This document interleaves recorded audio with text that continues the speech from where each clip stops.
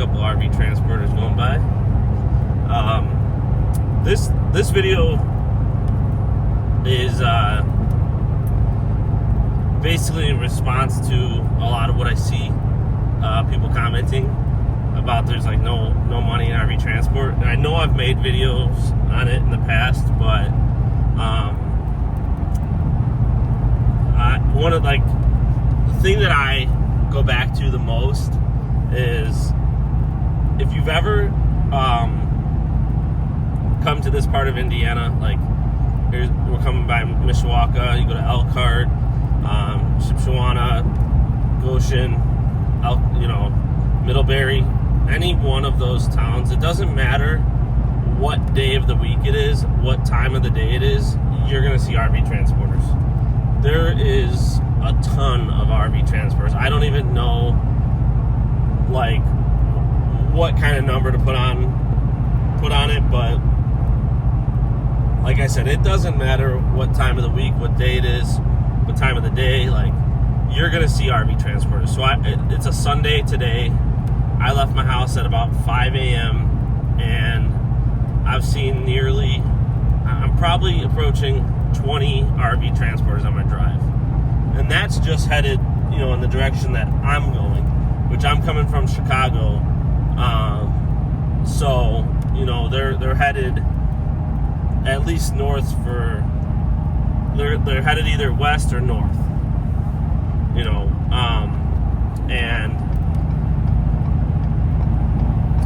obviously there's guys going south, there's guys going east, or guys or gals, but so I'm just seeing a small portion of what is coming and going. And also, like, a lot of the guys, and I would say the majority of the vehicle, like the trucks that you see, are newer trucks. And a lot of that has to do with the fact that the transport companies require usually 10 years or newer, but they'll make an exception for older trucks, depending on, as long as it's in good shape, depending on if they need people at the time. Like, and you will see, like, if you come to this area, like, you'll see guys running older trucks. Sometimes you see trucks that don't even look that nice, like they're rusty, whatever, but they're running. And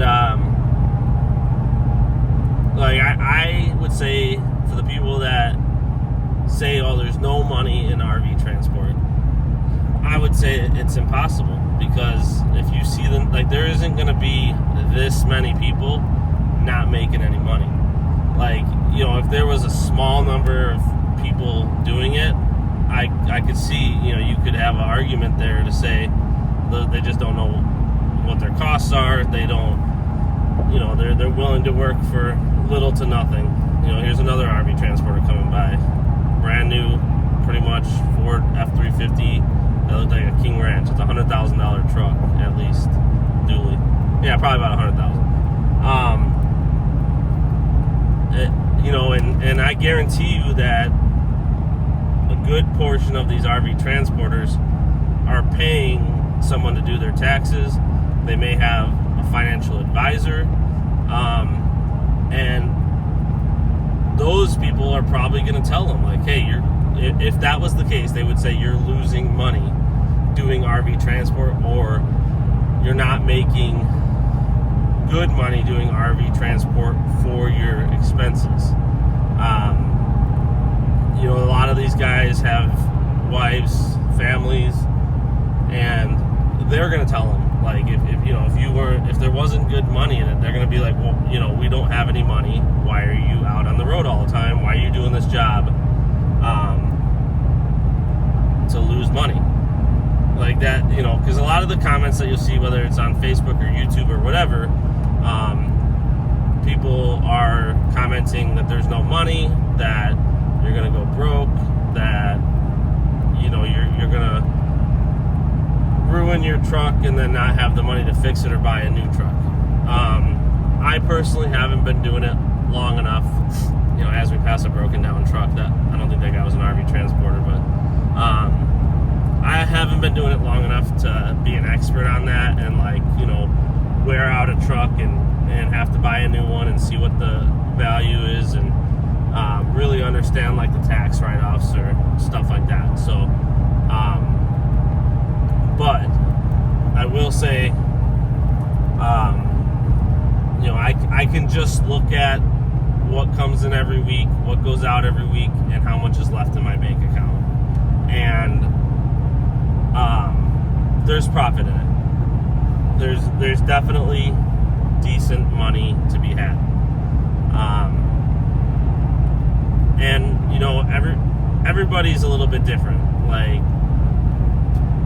I like to have the creature comforts of like a higher model truck. I'm in a Platinum. It is a 2019, so it's a few years old now.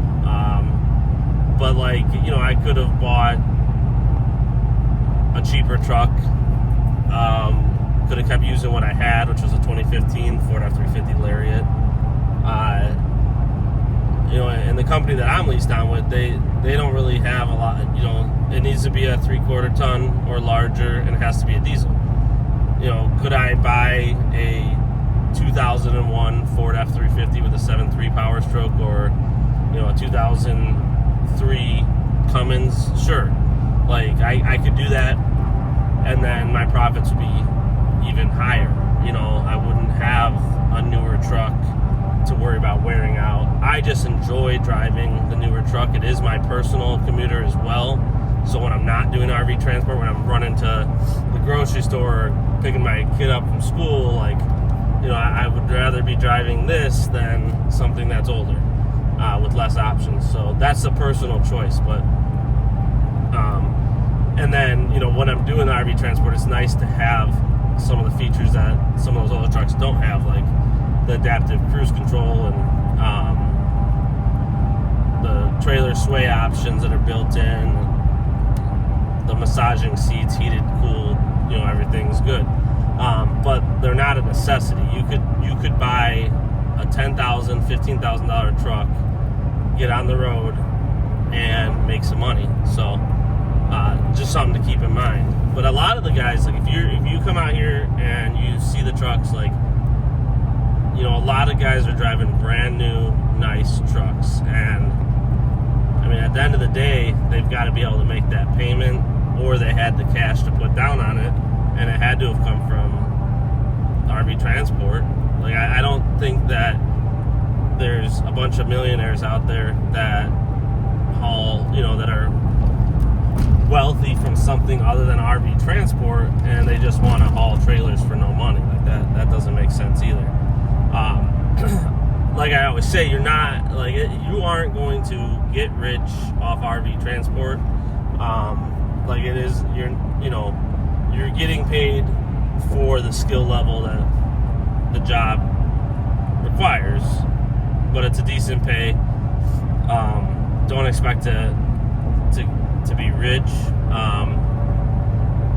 So that's something to consider too. Is I don't know if maybe some of the comments on the Facebook groups and like YouTube and stuff just expect that you're technically your own boss. You should be making $250,000 a year. Could you make that? Yeah, like if you hustled hard, you could probably gross that. But it's not really realistic, and I just know that, like, even with my I don't call it skill level, but background of like owning a business, I've done leadership roles in manufacturing. I have a degree in manufacturing management. I could not probably go get a job right now that would pay me $250,000 or anything like that. Realistically, I could probably go get a job making around $100,000 salary, and I would rather be doing RV transport than take a job that pays $100,000 salary and have to show up to the same place every day and answer to bosses and have someone tell me how much I'm worth, have someone have to approve my vacation time, things like that. Next week this coming week, I'm taking a long weekend going on vacation with the family. I don't have to ask anybody. I'm just figuring out when can I work to make a little bit of money. Then I'm going on vacation. Next month, spring break, going on vacation. April, got a vacation plan, go to Disney World. If I was still in manufacturing, that would be all of my vacation time on those 3 trips. And by April, I would be, done with vacation time, and I wouldn't be able to take any more vacation for the rest of the year. With RV transport, I don't have to worry about that. Like, if I'm going to take these 3 trips coming up, and then probably going to go camping like every other weekend during the season, and I'll leave on a Friday if I feel like it. I'll leave early on a Friday, stay till a Monday if I want to. And I don't have to take vacation time. I don't have to ask anybody if it's okay. I'm just gonna do it. And then probably in July, I'll go back to Florida again. We have a place in Florida, so we try to go there like 3 or 4 times a year. Spend a week or 2 at a time. I'll be able to do that stuff. Like, I don't have to ask anybody. When I was in manufacturing, I used to work 70 hours a week almost. It was like, I think my average was like 67 hours a week. For the first 7 years I worked there, I only got 10 days of vacation. Weekends didn't count, so if you wanted to take like a Saturday off, you could take a Saturday off, but you had to work. I think it was, you were expected to work 3 out of 4 Saturdays a month, so you could take the one Saturday without using a vacation day. But man, you used those 10 days. Like, I remember there was years that we would go to Florida, and I would use my 10 days in the beginning of the year, and it was a long year with no vacation time, just having weekends and holidays. So that's something to keep in mind when you're looking at RV transport and how much money can you make. Also keep in mind that you don't have a set vacation time. You can take as much vacation as you want, especially if you're working for like the larger companies that only require minimum 1 load a month to stay on, leased onto them with their insurance and stuff. You could work a week or 2 out of the month and take a week or 2 off, like, easily every single month, and do whatever you want. And you're traveling too. A lot of guys are going to Florida, to Colorado, to California. Like, you can take a load, go out there and spend a week on vacation and not worry about getting back. So there is a lot of benefits that, not just related to how much money am I getting paid each week. You look at like the quality of life and stuff like that. So, but yeah, I just wanted to make that video because I get like, that's probably the most comments I see on Facebook, and really the only negative comments that I've gotten, with RV, with my YouTube channel would be related to pay. There's a lot of people that just want to say that you're not going to make any money. I don't know if those people have ever done RV transport, or if they're YouTube experts and just watch YouTube, or maybe they did RV transport and it just didn't go well for them. Because it isn't going to be for everybody. It's just like any other job. Sometimes it works, sometimes it doesn't. And you just have to take it for what it is. But yeah, that's really all I wanted to do, was kind of bring up the point that the main point of the video was like, there wouldn't be this many people doing RV transport losing money.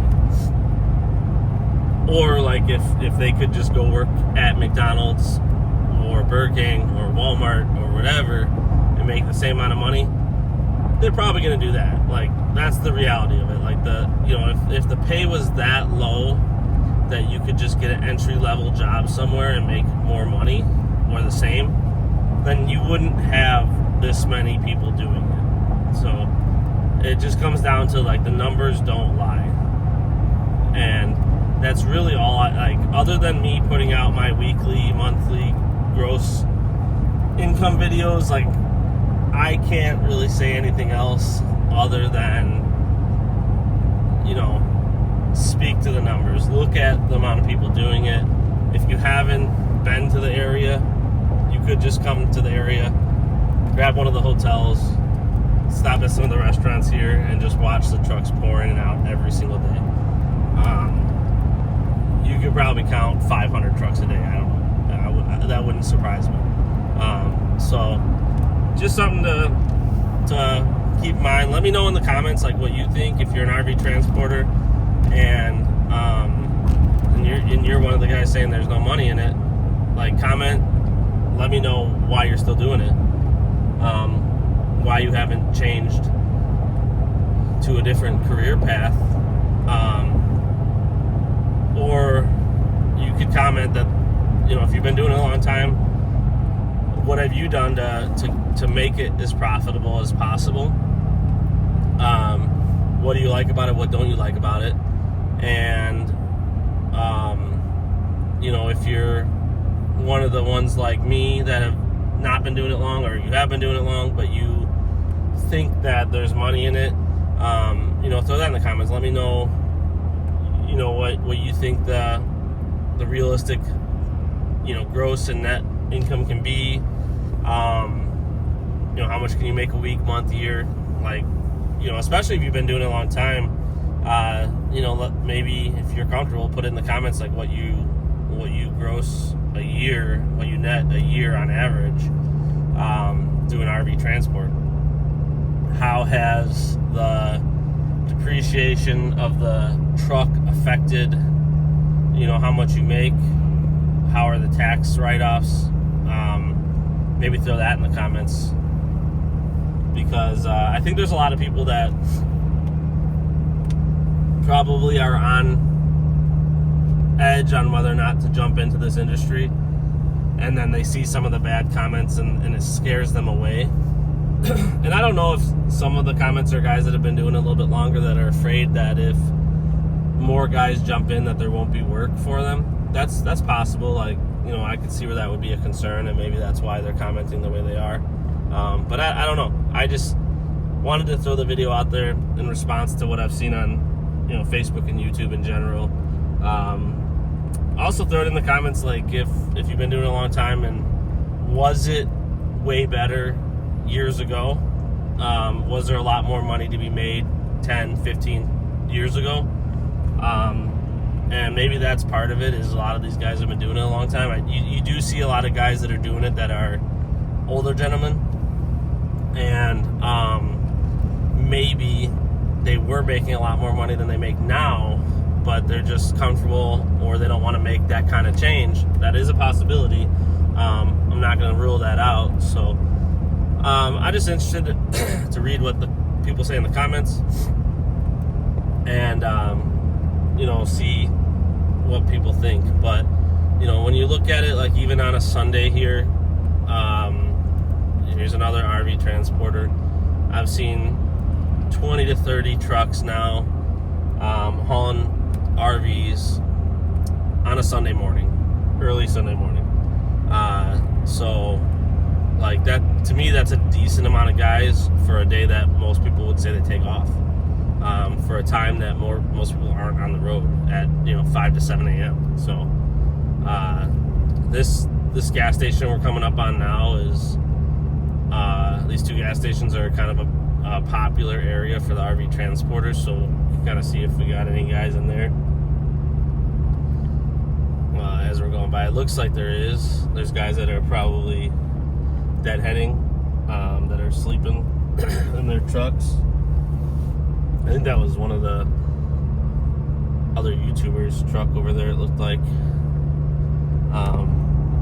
The Semperfi guy looked like he was parked at that gas station, but I don't know for sure. Just looked like his truck from the videos I've watched. But yeah, there's like I said, there's a decent amount of guys or women here on a Sunday morning, early Sunday morning, and I'm sure as the day goes by, more and more transporters are going to start coming in on, like I said, a Sunday, where most people would consider that a day off. The guy in front of me is probably an RV transporter. He's got a mud flap on a dually here, one of the full mud flaps and a weight distribution hitch. So I'd say that's a 90% chance that guy is running RV transport. He's got magnets on it, looks like, so we can kind of see. Maybe we can see who he's running for. Indiana Transport. So yeah, he's and that's an expensive truck. That's a newer Ram 5th gen dually Cummins Night Edition. I mean, he probably spent $70. Here's an RV transporter. So, I mean, there's, in my opinion, there has to be money in it. So, like I said, if you like the video or you enjoy it, give it a like. If you like to see this kind of content, follow the channel and leave me a comment. Let me know what you think.